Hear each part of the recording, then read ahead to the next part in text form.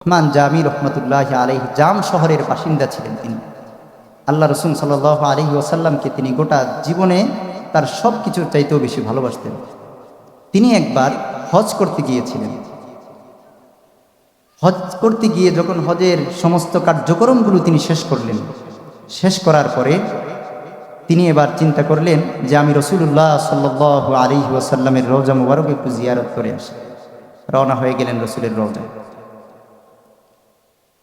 রসুলের রওজা কেন জিয়ারত করতে গেলেন বলেন? রসুলের মোহাব্বতে।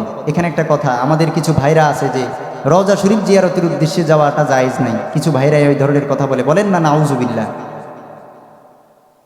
তো যাই হোক, আল্লাহ রসুল সাল্লাল্লাহু আলাইহি ওয়াসাল্লাম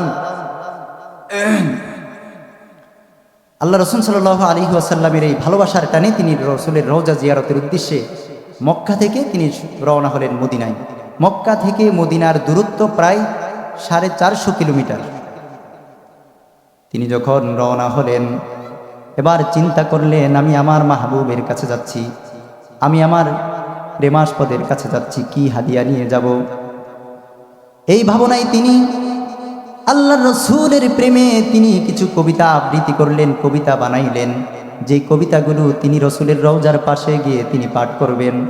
কবিতাগুলো বানিয়ে তিনি রওনা হয়ে গেলেন।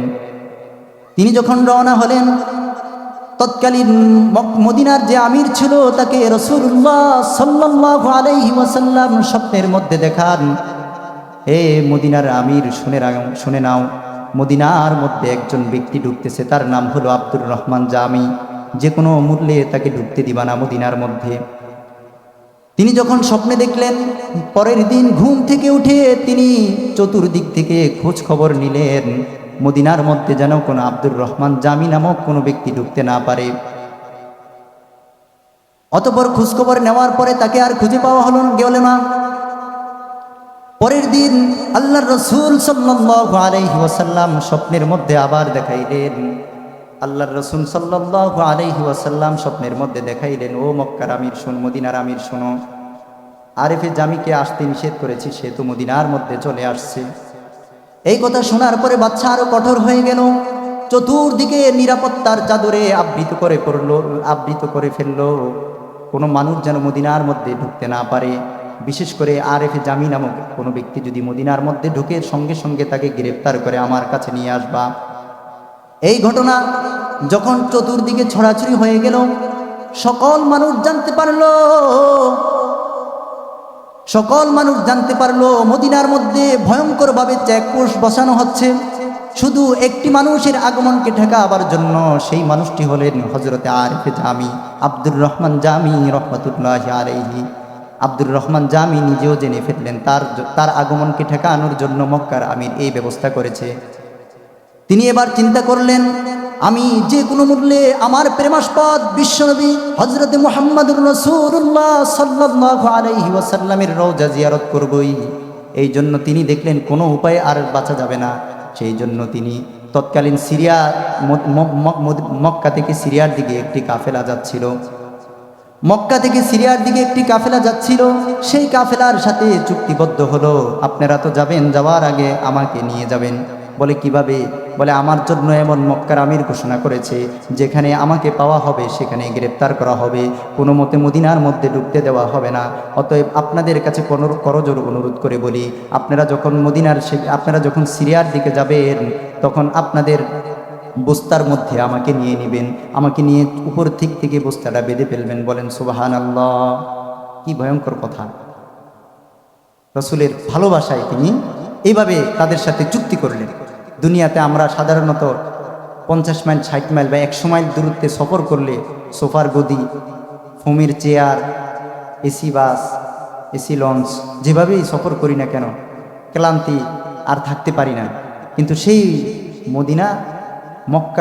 মক্কা থেকে প্রায় 450 কিলোমিটার দূরত্বে তিনি এভাবে তাদের সাথে চুক্তিবদ্ধ হলেন, কি যে আপনাদের বস্তার মধ্যে আমাকে ভরবেন, পথে দিয়ে যাওয়ার সময় সিরিয়াতে যাওয়ার পথে মদিনার রাস্তা পড়ে, এই রাস্তাতে আমাকে আপনারা ফেলে দিবেন।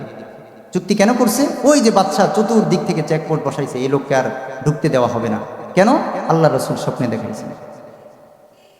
যেই কথা সেই কাজ হলো।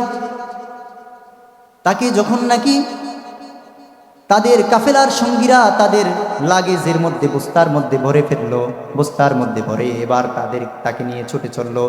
পরের দিন আল্লাহর রাসূল সাল্লাল্লাহু আলাইহি ওয়াসাল্লাম স্বপ্নের মধ্যে আবার দেখাইলেন, এ মক্কারাম, এই মদিনার আমির শোনো, তোমাকে বারবার বলছি তুমি এখনো আরেফে জামির আগমনকে ঠেকাইতে পারো নাই।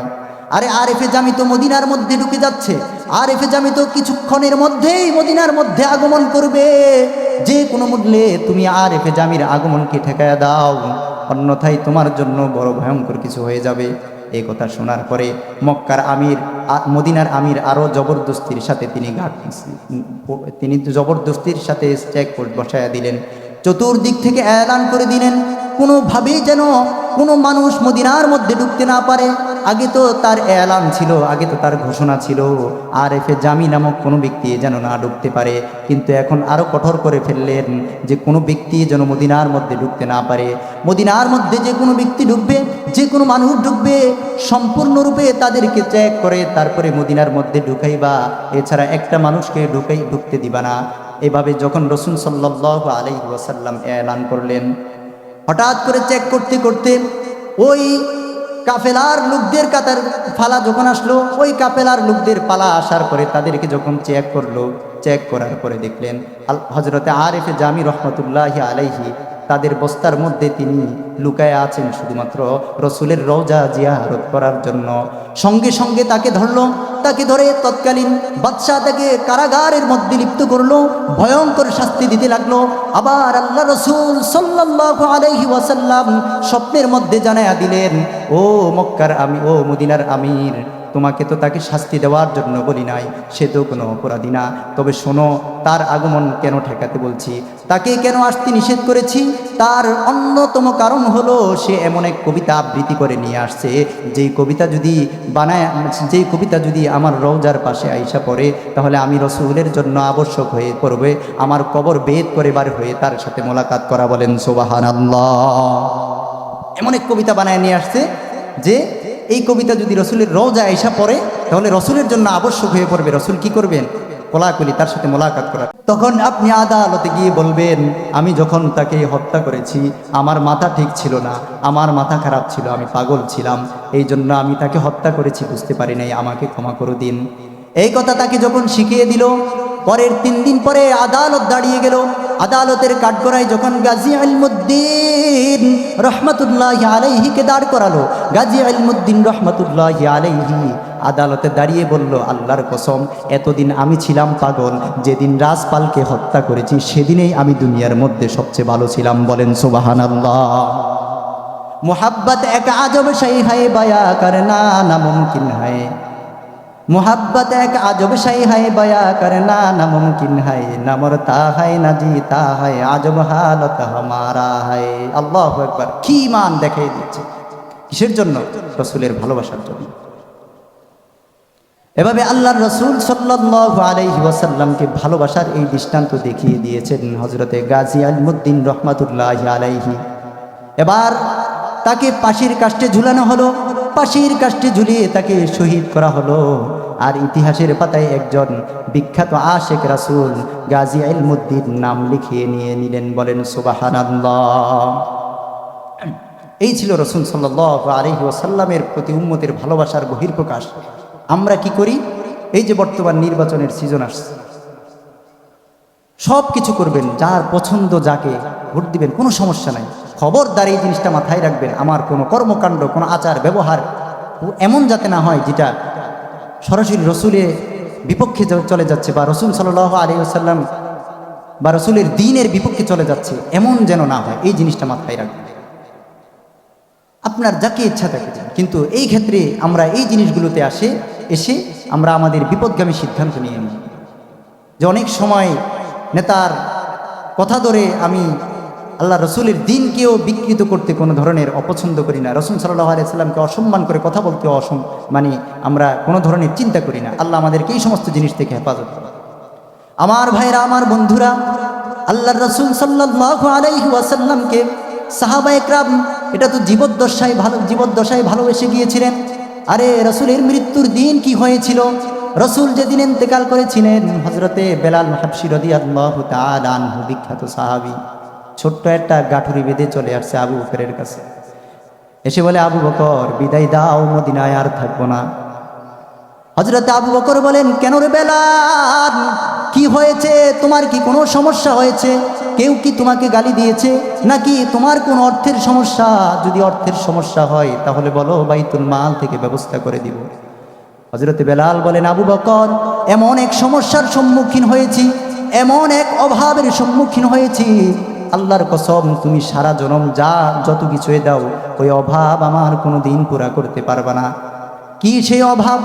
হযরতে বেলাল হাবশি বললেন, যেই নবীর মায়ায় পড়ে সুদূর হাবশা থেকে মদিনায় এসেছি, যেই নবীর মায়ায় পড়ে উমাইয়ার বেতের আঘাত সহ্য করেছি, যেই নবীর মায়ায় পড়ে দুনিয়ার সমস্ত জিনিসকে ত্যাগ করেছি, যেই নবীর মায়ায় পড়ে উত্তপ্ত বালুর মধ্যে আমি আমার জীবন যাই যাই বলে চিৎকার করেছি, কিন্তু নবীর মায়ায় একটা মুহূর্তের জন্য আমি এ দেশ ছাড়ি নাই। আজকে সেই নবী দুনিয়ায় নাই, আল্লাহর কসম এক মুহূর্তের জন্য আমি আর এই মদিনায় থাকতে চাই না।